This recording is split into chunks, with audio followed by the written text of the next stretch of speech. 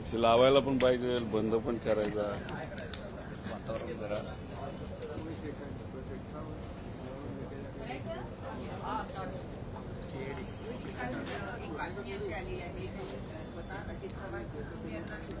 हे वाटतं आहे की अजितदादांचा अपघात नसून तो घातपात आहे. काही लोकांना दादा अडचणीचे वाटायला लागले होते असं त्यांचं सुद्धा म्हणणं आहे. ते मग त्यांनी या विषयासाठी जरा जास्त ताकद लावणं फार महत्वाचं आहे. ते सत्तेत आहेत, आम्ही विरोधात आहोत. आम्ही आमच्या परीने त्या ठिकाणी लढतोय. अख्खा महाराष्ट्र मीडियापासून ते सामान्य कार्यकर्त्यांपर्यंत ज्यांचं राजकारणाशी काही घेणं देणं नाही असे सुद्धा अनेक नागरिक हे दादांच्या बाजूने आवाज उठवत आहेत की दादांना न्याय मिळाला पाहिजे. मग याच्यात त्या पार्टीचे जे प्रमुख आहेत आणि ते परिवारातले एक आहेत, त्यांनी जर अजून जास्त ताकद लावली तर मला असं वाटतं की नक्कीच आपल्याला अजितदादांना न्याय देता येईल. पण साधा FIR जर महाराष्ट्रात होत नसेल, घाटकोपरला जो काही 2019ला ऍक्सिडेंट झाला त्या ऍक्सिडेंटमध्ये म्हणजे विमानाचाच ऍक्सिडेंट झाला होता, तिथं किरीट सोमय्या गेल्यानंतर FIR घेतला गेला. त्या FIR मध्ये आणि या FIR मध्ये काहीच फरक नाही. पण अजितदादांचा FIR या महाराष्ट्रामध्ये इथं असणाऱ्या पोलीस प्रशासन जर तिथं घेत नसेल तर मग ह्याला काय आपण म्हणणार. मग जे सत्तेत आहेत त्यांच्यात ताकद असेल तर थोडी ताकद लावून FIR तर होऊ द्या आणि दिल्लीत जाऊन काही लोकांशी मोठ्या नेत्यांशी जाऊन जर पाठपुरावा केला तर नक्कीच त्याचा फायदा होईल. पण बघा, काल VSR कंपनीचा मालक म्हणजे VK सिंग हा CIDला भेटण्यासाठी आला होता. पोलिसांना भेटण्यासाठी आलेल्या माणसाबरोबर तुम्ही आसपास जर बघितलं तर बंदूकधारी सिक्युरिटी सुद्धा होते. 11-11:30 वाजता VK सिंग CID कार्यालयामध्ये आले असं आम्हाला कळलं. फार नाश्त्यापासून जेवणापर्यंत आणि कदाचित आम्हाला असंही कळलं की संध्याकाळी अर्धा एक तास त्यांना टीव्हीवर क्रिकेटची मॅच सुद्धा तिथं दाखवली. त्याच्याच बरोबर येतानाचं फुटेज आपल्याकडे आहे, पण जाताना ते कुठल्या गाडीत गेले हे लोकांना कळलं नाही. मीडियाशी आणि तिथं असणाऱ्या कार्यकर्त्यांशी बोलल्यानंतर एवढंच कळलं की काळा बाजार करणारा हा जो VK सिंग आहे त्याला पोलिसांच्याच काळ्या गाडीमध्ये, काळ्या काचेच्या गाडीमध्ये बाहेर काढण्यात आलं. म्हणजे एवढी VIP ट्रीटमेंट तुम्ही एका क्रिमिनल इन्व्हेस्टिगेशन मध्ये असणाऱ्या प्रमुख जो कुणी क्रिमिनल या अंगाने आपण त्या व्यक्तीकडे बघत आहात त्याला जर तुम्ही VIP ट्रीटमेंट देत असाल तर हे म्हणजे फारच दुःख करणारं आहे. आज संध्याकाळी 4 वाजता मी CIDला जाणारे माझ्याकडे जे काही कागदपत्र नवीन आलेले आहेत मी त्यांना ती देईलच. पण त्याच्याच बरोबर त्यांनी आम्हाला सांगितलं होतं AIBचा रिपोर्ट हा आल्यानंतर आम्ही FIR करू. मग आज जाऊन आम्ही त्यांना विचारणार आहोत की तुम्ही FIR करणार आहात का. तसं बघितलं तर लिगली ते FIR केलं पाहिजे. पण बघूया, त्यामुळे सत्तेत असणारे, दादांबरोबर काम करणारे, दादांच्या फार जवळचे असणाऱ्या सर्व लोकांना मला एवढं सांगायचं, तुम्ही सत्तेत असताना सुद्धा इन्व्हेस्टिगेशन ज्या दिशेने जायला पाहिजे, ज्या ताकदीने इन्व्हेस्टिगेशन व्हायला पाहिजे, पारदर्शक पद्धतीने व्हायला पाहिजे, FIR त्या ठिकाणी घेतला गेला पाहिजे. दुर्दैवाने त्या गोष्टी होत नाहीत. याच्यावरच समजून घ्या, सत्तेत असून सुद्धा काही प्रमाणात तुम्हाला अजितदादांना न्याय देता येत नाही. त्यामुळे कृपा करून तुमचीही ताकद, तुमच्या सत्तेचा वापर करून कुठंतरी या इन्व्हेस्टिगेशनला दिशा देण्यासाठी प्रामाणिकपणे प्रयत्न करा. एवढीच विनंती त्या लोकांना मी त्या ठिकाणी करतो. मुख्यमंत्र्यांची ते भेट घेत आहे. घातपाताचा संशय आहे हे समजायला वेळ का लागला. घातपाताचा संशय आहे ते समजायला वेळ का लागला. नाही, तो त्यांना विचारलं पाहिजे, त्यांना त्या ठिकाणी उशीर का लागला. आता ठीक आहे, आम्ही आमच्या लेवलवर तिथं लढतोय. आमचं फक्त एवढंच, जेवढा उशीर केला जाईल तेवढे कागदपत्र हे रंगवले जातील हे आम्ही सुरुवातीपासून तिथं सांगतोय. म्हणूनच तुम्ही जर बघितलं तर आता 1.5 महिना होईल काही दिवसानंतर, तरी सुद्धा त्या VK सिंगला नाहीतर त्याच्याकडे असणारे कागदपत्र अजून सुद्धा ताब्यात घेतले नाहीत. आणि मग त्या अनुषंगाने कुठेतरी हे इन्व्हेस्टिगेशन मॅनेज केलं जातंय, काही लोकांना वाचवलं जातंय असं आपल्याला म्हणावं लागेल. सुरुवातीपासून आम्ही म्हणतोय की ह्याच्या मागे काहीतरी कॉन्स्पिरसी आहे, पण कॉन्स्पिरसी आहे असं बोलून सुद्धा, बरेच पुरावे देऊन सुद्धा इन्व्हेस्टिगेशन काही योग्य दिशेने गेलं नाही. CBIकडे प्रस्ताव पाठवलाय असं म्हणतात.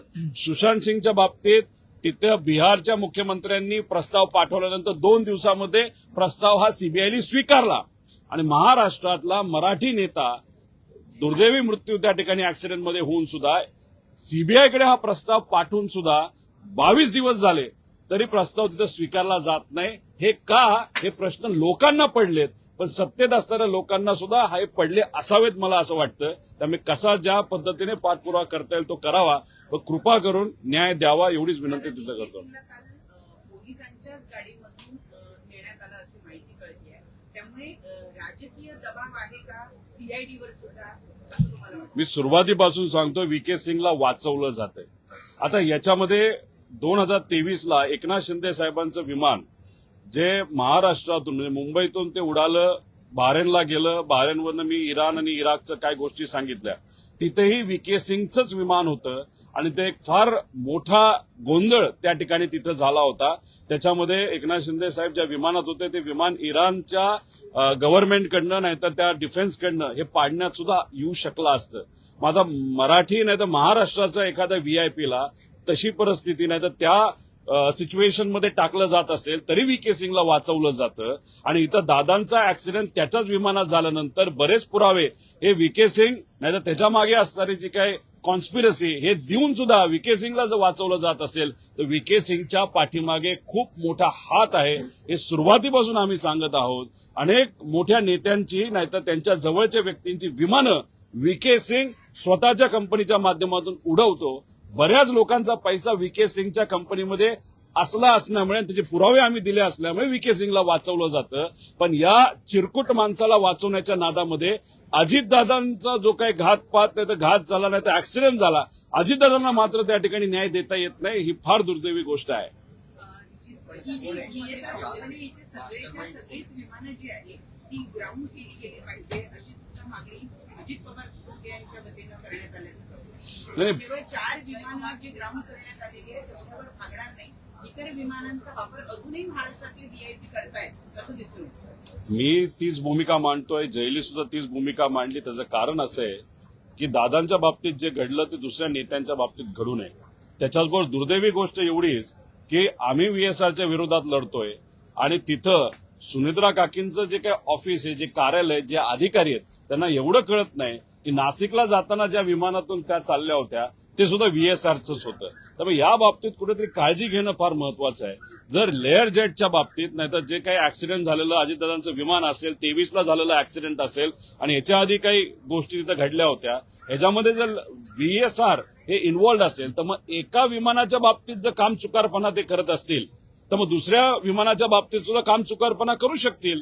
नाही तर मग असं कोणातरी सांगायचा प्रयत्न आहे का की अजितदादांच्याच विमानामध्ये काम चुकारपणा केला, तो माहिती होता, मग त्याच्या मागे काहीतरी एक कॉन्स्पिरसी होती, त्याच्या मागे घात करण्याचं कुठेतरी प्लॅनिंग झालं होतं म्हणून दादांच्या बाबतीतच ते विमान वापरलं गेलं. दुर्दैवाने दादांच्या बाबतीत तो ऍक्सिडेंट झाला. ही गोष्ट काही लोकांना माहिती असल्यामुळे त्यांच्या मनामध्ये असेल की नाही दादांच्या विमानामध्ये मुद्दामूनच ते आपण क्रॅश केलं, बाकीच्या विमानं हे क्रॅश होणार नाहीत व्हीएसआरची म्हणून हे बाकीचे नेते व्हीएसआरचं विमान वापरतात का? मग कुठेतरी आतली एखादी गोष्ट या नेत्यांना लोकांना माहित आहे का असा प्रश्न साहजिकच त्या ठिकाणी निर्माण होतो. त्यामुळे जर दादांच्या विमानाच्या बाबतीत जर ऍक्सिडेंट झाला असेल आणि त्यात काही नॉन कम्प्लायन्सेस असतील हे डीजीसीआरच म्हणतंय तर मग त्या बाबतीत बाकी विमानामध्ये सुद्धा नॉन कम्प्लायन्स असू शकतो आणि ऍक्सिडेंट होऊ शकतो. त्या बाबतीत काळजी घ्यावी.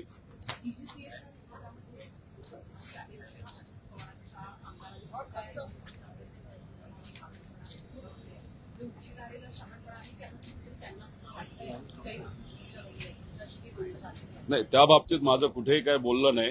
ठीक आहे, उशिरा काही प्रमाणात त्यांच्याकडनं पुढाकार घ्यायला सुरुवात झाली असली तरी ते पुढाकार घेत आहेत ही चांगली गोष्ट आहे.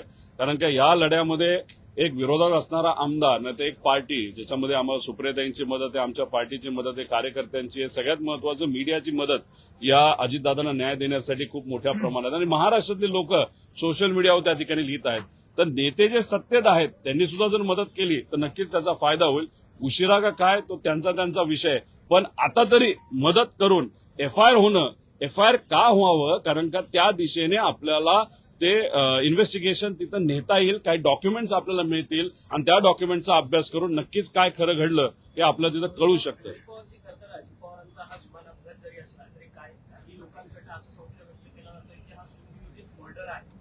या सगळ्या संदर्भात सातत्यानं वाच्यता पण होते. स्वतः आज पवार कुटुंबीय अर्थातच सुनेत्रा पवार, पार्थ पवार यांच्याकडनं देखील या विमान अपघाताच्या संदर्भात शंका उपस्थित केलेली आहे. मी हेच म्हणतोय, आता बघा की अजितदादा कुठल्या कंपनीच्या विमानात गेले? VSR. आता VSR कंपनीच्या विमानात दादा गेल्यानंतर तरी सुद्धा दुसरे VSRची विमानं बाकीचे नेते आणि मोठे मोठे व्यावसायिक त्या ठिकाणी वापरत असतील तर मग कुठेतरी आपल्याला हेच म्हणावं लागेल की कदाचित काही लोकांना माहिती असावं की दादांचं जे विमान होतं त्याच्यामध्ये मुद्दामूनच काहीतरी घोळ केला होता आणि त्याचा तिथं ऍक्सिडेंट झाला आणि बाकीची विमानामध्ये घोळ नाही, ते आपण वापरू शकतो. मग काही लोकांना हे माहिती आहे का की दादांचं विमान हे खराब होतं, मुद्दामून त्यांना दिलं आणि मुद्दामून त्या ठिकाणी त्याचा ऍक्सिडेंट केला. मग आम्ही त्याच अँगलनी बोलतोय की टेक्निकल इन्व्हेस्टिगेशन AAIB करते, पण ते सुद्धा त्यांच्या अधिकाऱ्यांना वाचवण्याचा प्रयत्न करते आणि VSRला. त्यामुळे याच्यामध्ये रूल 12च्या अंतर्गत जे इन्व्हेस्टिगेशन झालं त्यात आपल्याला क्रिमिनल पण करता येतं, त्याच्यामध्ये आपलं टेक्निकल सुद्धा करता येतं आणि त्याच्यावर एक वचक ठेवण्यासाठी आपल्याला एक कमिटी सुद्धा निर्माण करता येईल. उद्या, परवा, तेरवा 3-4 दिवस मी सुद्धा दिल्लीला जाऊन काही नेत्यांना त्या ठिकाणी भेटणार आहे.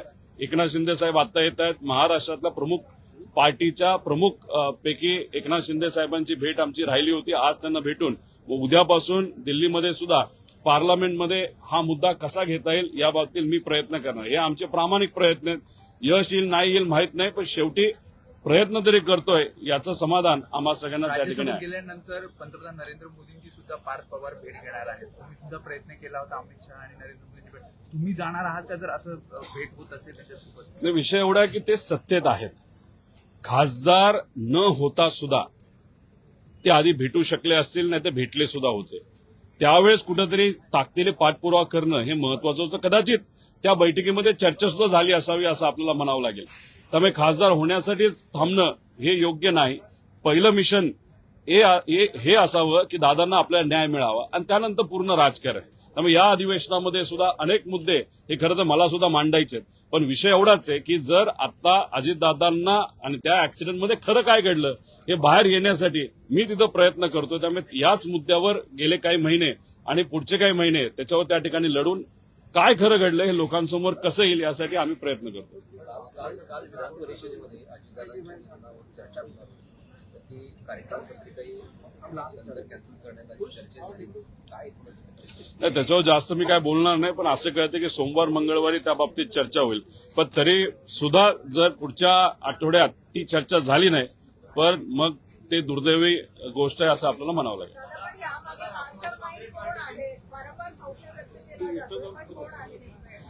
कुठंतरी आम्ही जी काय माहिती गोळा केलेली आहे, जी काय माहिती आमच्याकडे आलेली आहे त्याच्यामध्ये आपण जर बघितलं तर एवढी मोठी ताकद VSRला आणि DGCAच्या काही अधिकाऱ्यांना आणि काही इतर लोकांना वाचवण्याचा प्रयत्न त्या ठिकाणी केला जातोय. त्याचा अर्थ आपण ज्या दिशेने चाललेलो आहे ती योग्य दिशा आहे. नक्कीच लवकरच याच्या पाठीमागे कुठली संस्था आहे का व्यक्ती आहे हे आपल्याला कळल्याशिवाय त्या ठिकाणी राहणार नाही. त्यामुळे आपण इन्व्हेस्टिगेशन करत असताना खोलात जाणं फार महत्वाचं आहे. त्यामुळे पूर्वी काय गोष्टी घडल्या होत्या, आता काय घडल्यात, एकनाथ शिंदे साहेबांचंच विमान बिना परवानगीचं इराणमध्ये का गेलं, त्यांना तिथं कशाला त्या डिफेन्सनी काय इन्स्ट्रक्शन दिल्या होत्या याचंही इन्व्हेस्टिगेशन होणं महत्वाचं आहे. कारण एकनाथ शिंदे साहेब त्यावेळेस मुख्यमंत्री महाराष्ट्राचे होते, मराठी माणूस, आणि दादांच्या बाबतीत सुद्धा त्याच कंपनीच्या माध्यमातून ही घटना घडते. त्यामुळे या दोन्ही घटनेला कुठं काही लिंकिंग आहे का? त्यामुळे क्रिमिनल इन्व्हेस्टिगेशन करत असताना वेगळे अँगल त्याच्यामध्ये घेणं महत्वाचं आहे. पण दुर्दैव असं क्रिमिनल इन्व्हेस्टिगेशन अजूनपर्यंत सुरू झाली नाही. पण तुम्ही आणि आपण सर्वजण जो लढा लढतोय त्याचे जे प्रेशर येत आहे म्हणून VK सिंगला कुठेतरी बोलावलं जातं. पण दुर्दैव असं VK सिंगला बोलून VIP ट्रीटमेंट दिली जाते. पोलीस स्टेशनला प्रायव्हेट सिक्युरिटीचे लोक बंदूक घेऊन त्या ठिकाणी आज जातात. याच्यामध्ये म्हणजे CIDची पण किंमत राहिली का असा प्रश्न पडायला लागला.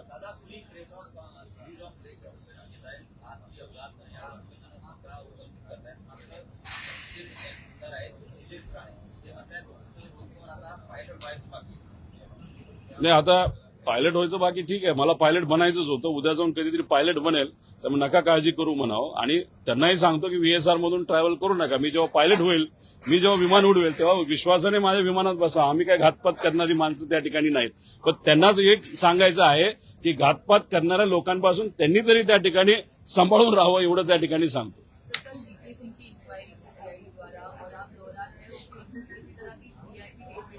क्या उन्हें देखो वीके सिंह सुबह 11 साढ़े 11 बजे सीआईडी के जो मुख्यालय पुणे में है वहां पे वो आए थे।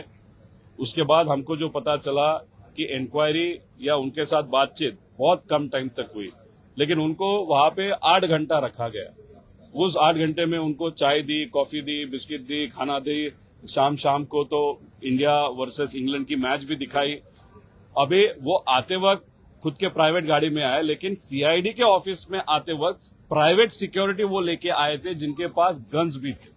अभी सीआईडी के पास आप आ रहे हो, इन्वेस्टिगेशन वहां पे चल रहा है, वहां पे आप सिक्योरिटी लेके अगर आ रहे हो और वो परमिशन वहां पे मीडिया को आने की परमिशन नहीं है सीआईडी में, लेकिन आर्म्ड जो प्राइवेट सिक्योरिटी उनको वहां पे परमिशन वहां पे दी। उसी के साथ आते वक्त वीके से हम सबको दिखे, जाते वक्त दिखे नहीं। उसका कारण है कि पुलिस की जो गाड़ी थी ब्लैक कलर की, उसके ग्लासेस थे, उसमें उनको बाहर निकाला गया, ऐसे वहां पे कहा जाता है। अभी मीडिया से वीके सिंह क्यों डरता है, मीडिया से क्यों नहीं बात करना चाहता, और 8 घंटा आप उसको बिठाने के बाद थोड़े बहुत चर्चा वहां पे हुई, उसके बाद उसको क्या मतलब वहां पे क्या चर्चा है वो भी देखने की वहां पे जरूरत है। मैं खुद आज 4 बजे सीआईडी का मुख्यालय पुणे में वहां पे जा रहा हूं।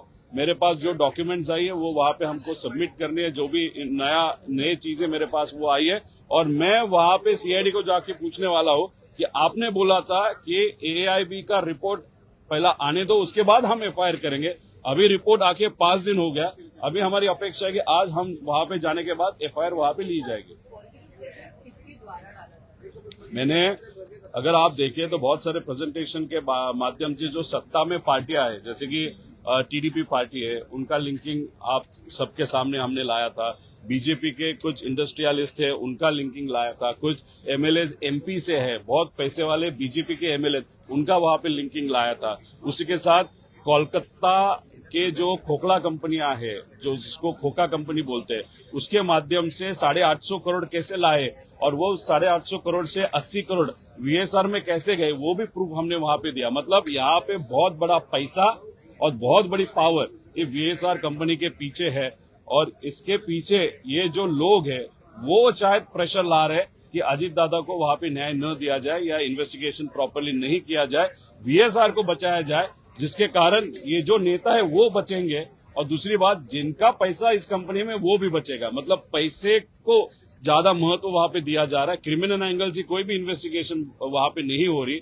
और उसी के साथ मैं आपको यही बता रहा हूं कि वीएसआर ये जो कंपनी इतनी खराब कंपनी है कि महाराष्ट्र का अगर उदाहरण दे, वो भी पॉलिटिकल उदाहरण दे, तो 2023 में एकनाथ शिंदे साहब जब ट्रैवल कर रहे थे टूवर्ड डावोस, तो बहरीन में उनका प्लेन रिफ्यूलिंग के लिए रुका था। उसके बाद ईरान में जब गया, तब ईरान के डिफेंस के लोगों ने उनको वहां पे इंस्ट्रक्शंस दिए थे, अगर आप 5 मिनट में वापस नहीं गए तो हमको शूट डाउन करना पड़ेगा प्लेन। मतलब वीएसआर तब भी था, एकनाथ शिंदे तब मुख्यमंत्री थे, महाराष्ट्र के बहुत बड़े नेता थे, और फिर आज दादा के साथ जो हुआ वो भी बड़े नेता थे, उप मुख्यमंत्री थे। अभी वीएसआर दोनों में कॉमन है, वीके सिंह दोनों में कॉमन है। वीके सिंह का और बड़े बड़े नेता और बिजनेसमैन का रिलेशन हमने आप सबके सामने, लोगों के सामने वहां पे लाया। तो कोई ना कोई तो भी इस कॉन्स्पिरेसी के पीछे है। दादा के बारे में तो कॉन्स्पिरेसी है, हम तो बोल ही रहे, लेकिन एकनाथ शिंदे साहब के पीछे भी की कॉन्स्पिरेसी थी क्या, वो रिसर्च या इन्वेस्टिगेशन करने की बात है।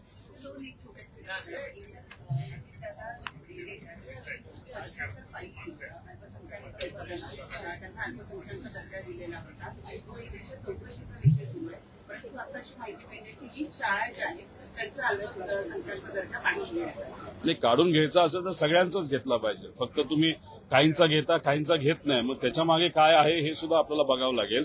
आणि सुनित्रा काकींनी जर सांगितलं असेल की नाही ह्यात इन्व्हेस्टिगेशन झालं पाहिजे, तर इन्व्हेस्टिगेशन होऊच तर मग ही फाईल तशीच ठेवणं महत्वाचं आहे. त्यात सिलेक्टिव्ह जर काही केलं असेल तर ते सुद्धा कुठेतरी बघण्याची जरूरत आहे.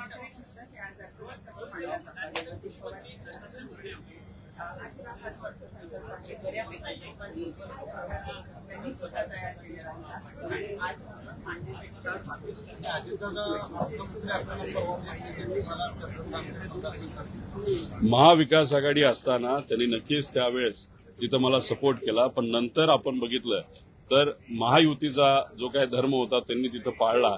त्यानंतर मला त्यांनी निधी दिला नाही, पण जेव्हा केव्हा आम्ही त्यांना भेटायचो, काही अडचण असेल तर ती अडचण सोडवण्यासाठी प्रामाणिक प्रयत्न त्या ठिकाणी करायचा. राहिला प्रश्न बजेट मांडण्याचा, अजून 2 वेळा जर बजेट दादांनी तिथं मांडलं असतं तर या महाराष्ट्रामध्ये सगळ्यात जास्त वेळा बजेट मांडणारा कोण नेता होता तर अजितदादांचं नाव त्याच्यामध्ये घेतलं गेलं असतं. ही दुर्दैवी घटना जर घडली नसती तर नक्कीच दादा यावेळेस सुद्धा त्यांनी मांडलं असतं, पुढच्या वेळेस त्यांनी मांडलं असतं आणि या राज्यातलं एक मानाचं पद नाही तर मानाचं जी गोष्ट आहे की अर्थसंकल्प सगळ्यात जास्त मांडणारा एक नेता म्हणून त्यांचं नाव घेतलं जातं, हे आज होणार नाही याचं दुःख नक्कीच आहे. आणि दादा मांडत असताना फायनान्शियली सुद्धा ते फार स्ट्रिक्ट असायचे की राज्याला कुठं अडचण आली नाही पाहिजे. उगाच एखादी योजना आणायची म्हणून आणणं हे योग्य नाही, त्याच्या मागे जर प्रोव्हिजन असेल तरच ती योजना आणणं तिथं महत्वाचं आहे. त्यामुळे कुठंतरी एक शिस्त असायची. आता या बजेटमध्ये आज जे बजेट मांडलं जाणार आहे त्याच्यामध्ये शिस्त आहे का हे आपण बघूया. पण आम्हाला ज्या काही गोष्टी कळलेल्या आहेत त्याच्यामध्ये ठोक तरतूद वर जास्त लक्ष दिलं जाणार आहे. ठोक तरतूद कधी दिली जाते तर आज त्याच्याबद्दल म्हणजे एखादा प्रोजेक्ट हा डिक्लेअर केला जात नाही, ठोकच्या अंतर्गत त्या विभागाला पैसे दिले जातात आणि मग पुढचे 6 महिने 7 महिने त्या ठोक तरतुदीचा वापर तिथं केला जातो. ठोक तरतुदीचा वापर कधी केला जातो? काही आमदारांना आपलंसं करायचं असेल तर, नाहीतर काही लोकांना सांगून नाही तुला निधी देतो, तू आमच्या बरोबर बस बोल हे. त्यामुळे आमची एवढीच विनंती आहे की हे जे काही बजेट आहे ते या महाराष्ट्राच्या हितासाठी असावं. हे बजेट असं नसू की ठोक तरतुदी केल्यात आणि मग या पार्टीच्या आमदारांना जवळ करण्यासाठी एवढे पैसे, मग या पार्टीच्या आमदारांना जवळ करण्यासाठी तेवढे पैसे. त्यामुळे महाराष्ट्राच्या हितासाठी हे बजेट असेल असं बघूया. पण बजेट एकदा प्रेझेंट होऊ द्या आज, मग त्यानंतर नक्कीच या विषयामध्ये आम्ही डिटेलमध्ये जाऊन बोलू.